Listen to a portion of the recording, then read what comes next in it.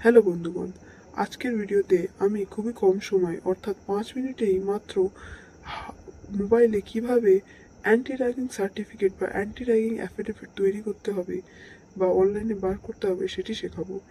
এই anti ragging সার্টিফিকেটটি অত্যন্তই আবশ্যক এবং এবং কলেজে যারা এবছর ভর্তি হতে যাচ্ছ অর্থাৎ ডাব্লিউবি ক্যাপ পোর্টাল অনুযায়ী যাদের ফিজিক্যাল ভেরিফিকেশন 27 থেকে 4 তারিখের মধ্যে হবে তাদের ক্ষেত্রে এটি অত্যন্তই আবশ্যক। তো তাহলে মোবাইল স্ক্রিনে যাওয়া যাক এবং দেখা যাক কীভাবে এটি তৈরি করতে হবে। সর্বপ্রথম মোবাইল স্ক্রিনে আসার পর আপনি যে কলেজে অ্যাপ্লাই করবেন সেই কলেজের নামটি আমি সাজেস্ট করব যে আগে সার্চ করে নিতে, কারণ আমাদের একটি গুরুত্বপূর্ণ তথ্য লাগবে যেটি অ্যান্টি র্যাগিং সার্টিফিকেটের প্রয়োজন হবে।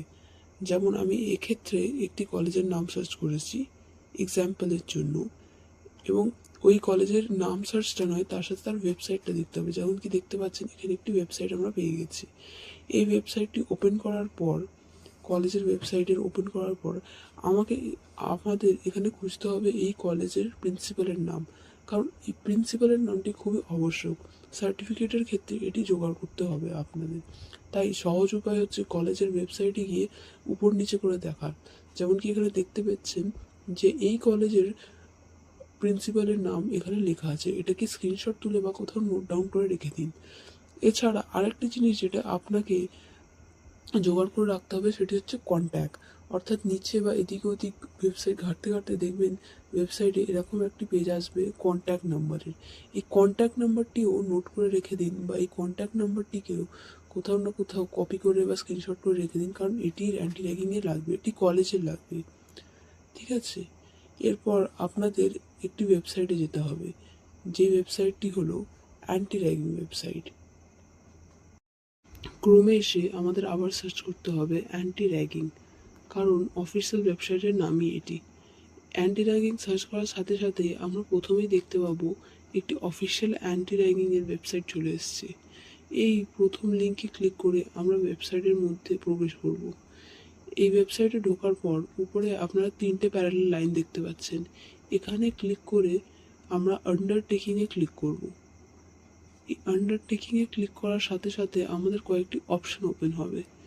এই কয়েকটি অপশানের মধ্যে আমাদের রেজিস্টারে ক্লিক করতে হবে, কারণ আমরা রেজিস্টার করতে চাইছি। যাই হোক, তাহলে আপনাদের রেজিস্টারে ক্লিক করার সাথে সাথেই অনেক কটি অপশান খুলে আসবে। দেখতে পাচ্ছেন এটি পুরো ইন্টারফেস খুলে এসছে। এই ইন্টারফেসে দেখতে পাচ্ছেন কলেজ, ইউনিভার্সিটি ইত্যাদি লেখা আছে। বেশিরভাগ স্টুডেন্টই কলেজের জন্য অ্যাপ্লাই করছে, তাই আমি এখানে কলেজ সিলেক্ট করছি।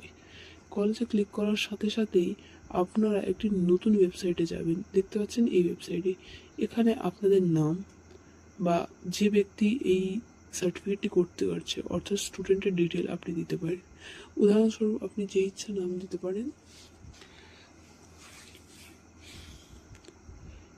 এখানে নামটি আপনার বসিয়ে দিতে হবে, প্রথম নামটি।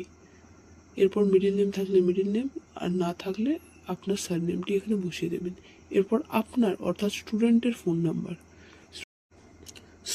ফোন নাম্বার বসানোর পর স্টুডেন্টের ইমেল আইডি, অর্থাৎ আমি সাজেস্ট করব যেটি আপনি ডাব্লিউবি ক্যাপ পোর্টালে লগ ইন করার সময় নিজের ইমেল আইডি দিয়েছিলেন ওটি ব্যবহার করবেন।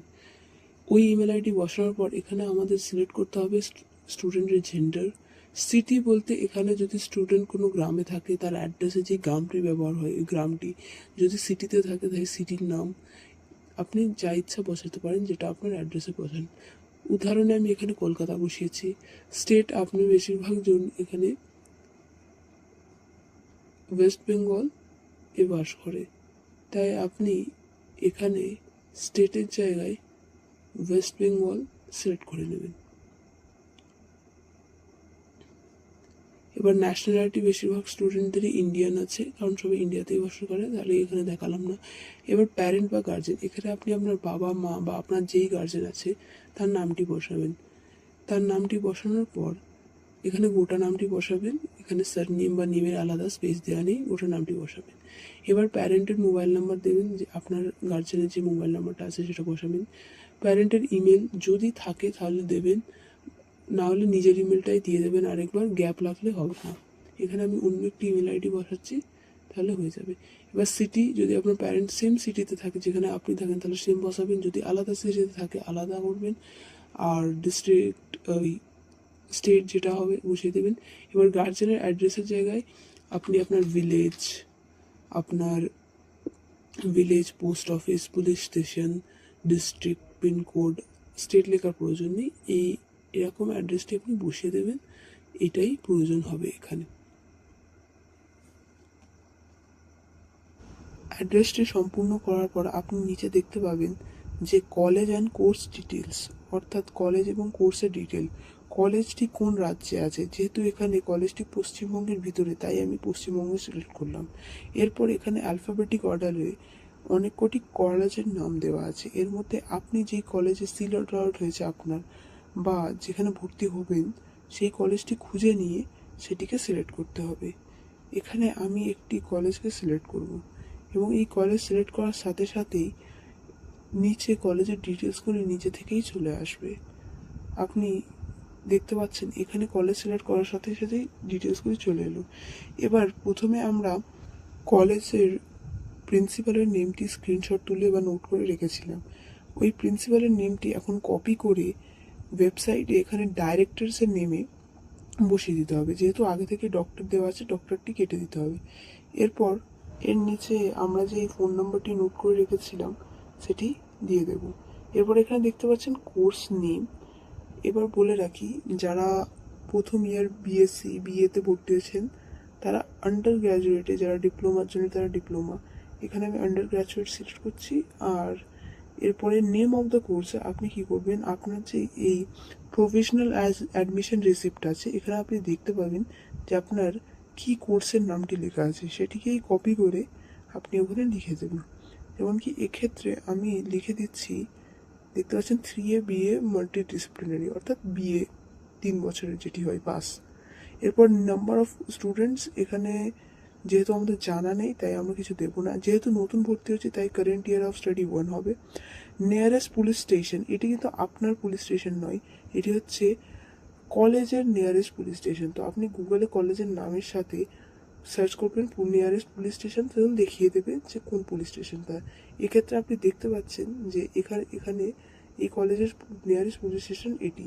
এখানে এটি পেস্ট করার পর এখানে নিচে কয়েকটি অপশান আসবে যেটিকে টিক করতে হবে। এগুলি সবকটি আপনি টিক করে দেবেন পরপর।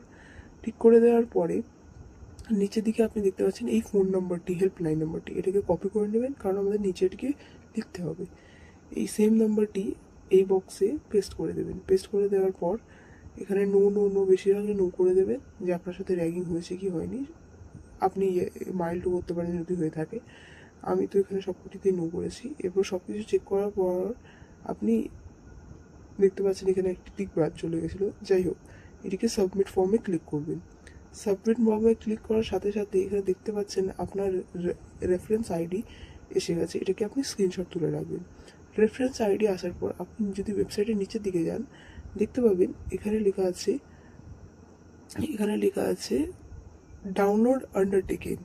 দেখতে পাচ্ছেন ডাউনলোড আন্ডারটেকিং, এখানে ক্লিক করেও আপনি ডাউনলোড করতে পারেন, অথবা উপরে যে 3টে প্যারালাল লাইন ছিল এই 3টে প্যারালাল লাইনে ক্লিক করার পর আন্ডারটেকিং ক্লিক করবেন, দেন ডাউনলোডে ক্লিক করবেন।